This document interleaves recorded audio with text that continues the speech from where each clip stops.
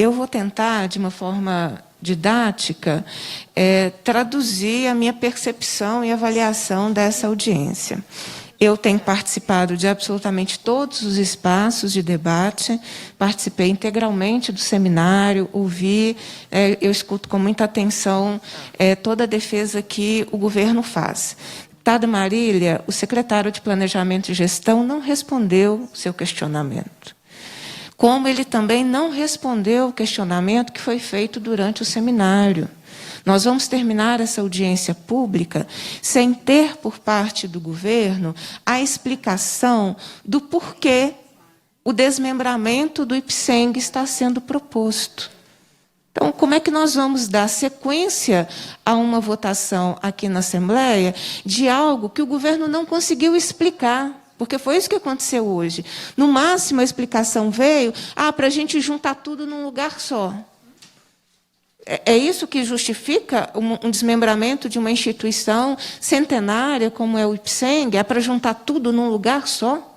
Né? Eu perguntava no seminário qual é o balanço que o governo tem do IPSENG. O que deu errado, que motiva o IPSENG ser um alvo da reforma, como está proposto pelo governo do Estado? Eu não fui respondida na época, achei que era um problema comigo, mas eu descobri hoje que não era um problema comigo, é porque o governo não sabe ou não quer, né, de fato, nos responder o porquê desse desmembramento.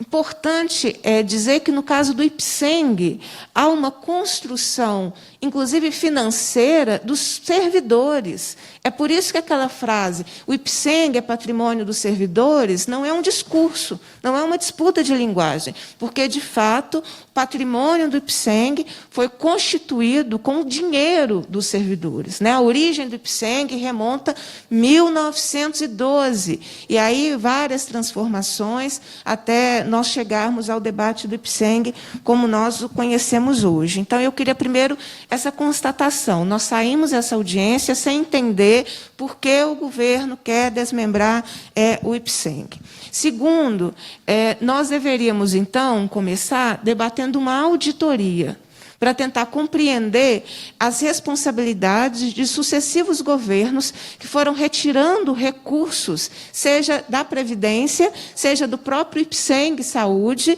e que nos levou a essa situação. Porque o discurso de déficit, ele tenta conversar com a população, está dizendo não tem dinheiro, a gente tem que reformar, mas se não tem dinheiro, como que nós chegamos a essa situação? Então, eu me lembrava, por exemplo, do passivo previdenciário que o governo assumiu em negociação com o Ministério, com o Ministério da Seguridade Social, o Ministério da Previdência, em 2010, num acordo homologado no STJ. Que impacto esse passivo previdenciário teve para a Previdência de Minas? Não sei. Nós deveríamos estar debatendo isso, né? Isso foi na gestão do PSDB. Que impacto teve, em 2013, a extinção do FUNPENG? Mais de 3 bilhões de reais com a extinção do FUNPENG. Foi outro dia, 2013, para debate previdenciário, né, que é geracional, 2013 está logo ali. Que impacto teve quando, em 2014, o governo do PSDB pegou o dinheiro que estava na conta do IPSENG e colocou no Caixa Único? Que isso também é pouco falado, porque foi via decreto, não precisou de projeto de lei, porque o IPSENG fecharia 2014 com dinheiro em caixa. Né? Então, que impacto isso teve? O governo devolveu depois o dinheiro que pegou em 2014 que foi retirado do IPSENG? Então, é preciso que essas respostas nos venham, porque a responsabilidade está muito mais nas gestões do que nos servidores. E, portanto, não podemos ter nenhuma medida que responsabilize o servidor com esses discursos que foram feitos aqui, né?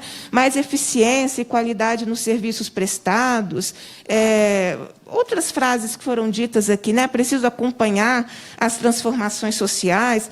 Preciso acompanhar as transformações sociais com transparência, de modo que a gente compreenda o conteúdo do que está sendo proposto. Mas, para finalizar, eu vou didaticamente explicar o que não está sendo dito. Quando o governo aponta que quer o IPSENG como gestor do plano de saúde, e, com isso, quebra a ideia da Seguridade, né, que é assistência, previdência e saúde, ele caminha para a privatização do IPSENG. Não está nesse projeto de lei complementar, não está nessa PEC, não precisa estar, mas quando ele retira todas as demais funções, quebra a Seguridade Social, nós estamos, então, caminhando para uma ideia, porque, inclusive, teve uma comparação aí com o plano de saúde privado, com a ideia da privatização do IPSENG. E aí a ideia da privatização do IPSENG, ela se fortalece quando você vê que todo o patrimônio do IPSENG, que tem dinheiro do servidor, será transferido. Então, eu desmembro o IPSENG, eu retiro dele o patrimônio e eu vou caminhar cada vez mais para uma gestão privada. Para vocês acharem que eu não estou tirando isso da minha cabeça, eu estudei um pouquinho para vir para essa audiência e eu achei, olha que interessante, algumas propostas que eu gostaria de ler. Assumir o bem-estar como conceito principal acerca da saúde. O problema da saúde não se limita à insuficiência de recursos. Está aí tudo bem, né? Melhorar o atendimento por meio da realocação do orçamento disponível, estabelecendo prioridades mais técnicas e menos políticas. O governo, essa é importante, o governo não deve ser o responsável direto pela oferta da saúde. Gestão compartilhada de equipamentos públicos da saúde por meio de OS e parcerias público-privadas como forma de melhorar os serviços de saúde à população. Traduzindo, privatizações, assistência à saúde assegurada, essa é importantíssima, assistência à saúde assegurada pelo livre mercado. Custa menos, é mais versátil que aquela proporcionada diretamente pelo Estado. Assim, a inovação que se pretende implementar no modelo. De onde é isso? É o plano de governo do atual governador.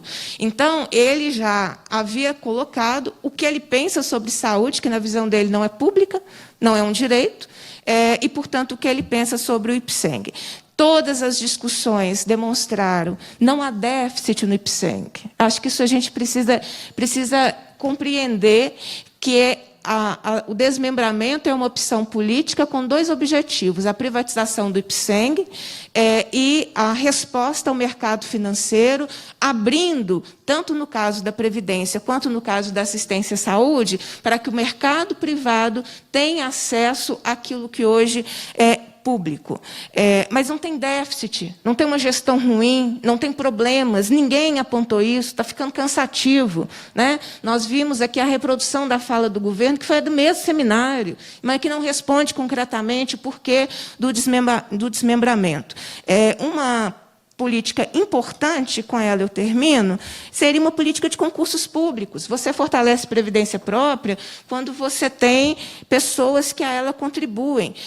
No caso do IPSENG, eu quero ainda destacar, para finalizar, que não só os servidores efetivos fazem parte. Nós temos uma massa de servidores designados que fazem parte do IPSENG e que, para esses servidores designados, só na educação são mais de 114 mil, é uma política de assistência à saúde e de seguridade social muito importante. Então, da nossa parte, a gente segue a luta na defesa do IPSENG, contra essas propostas, e aí, quanto mais eu escuto o governo, mais convencida eu estou de que não tem que ter MGPrev, de que não tem que ter desmembramento, que o IPSENG precisa ser fortalecido.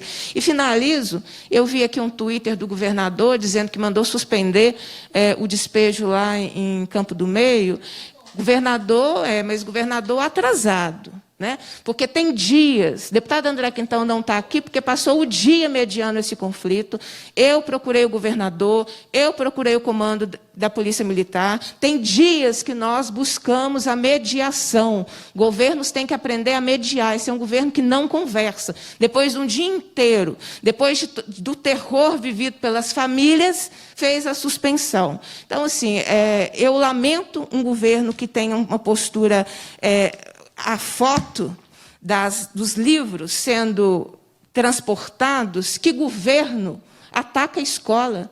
porque a reintegração fez parte da reintegração o espaço da escola. Escola que a secretaria fechou em 2019. A escola hoje funcionava por obra e luta dos próprios acampados que cuidavam da educação naquele espaço, porque a escola, institucionalmente, a secretaria retirou a escola daquele espaço no início de 2019 e não retomou o direito das crianças de ter acesso à escola no seu local. Mas a escola permanecia como um espaço de formação e foi um dos lugares hoje alvo da ação de reintegração de posse. Lamentável a postura do governo do Estado. Me permita, deputada presidenta, né, dos nossos trabalhos, só dizer isso. Nós buscamos muito a mediação, buscamos muito que o governo do Estado estabelecesse uma outra política de retirar famílias sem que elas tenham para onde ir durante uma pandemia, num lugar que comprovadamente produz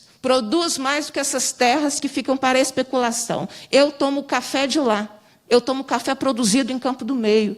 É disso que nós estamos falando, da vida concreta que as pessoas produzem não só para a sua subsistência, mas produzem para toda aquela região. Então, lamentável, desumano o comportamento do governo do Estado nesse dia 12, que é um dia dos direitos humanos. Olha a contradição. É um dia dos direitos humanos com o governador do Estado que praticou essa desumanidade. Foi avisado. E foi avisado de tudo que poderia ter acontecido e das mediações que todos nós pedimos. Deputada, agradeço, parabenizo a Comissão do Trabalho pela iniciativa da audiência pública, deixando aí o nosso compromisso de continuar fazendo a luta contra a reforma da Previdência.